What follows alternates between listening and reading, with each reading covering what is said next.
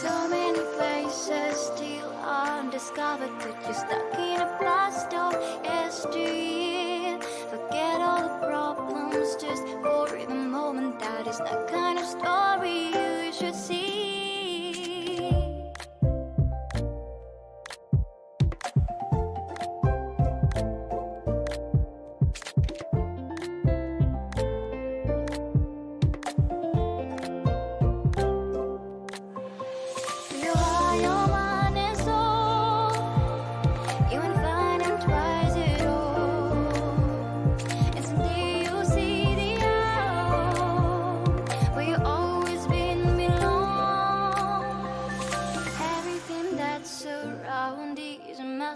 Just open the eyes of your own heart.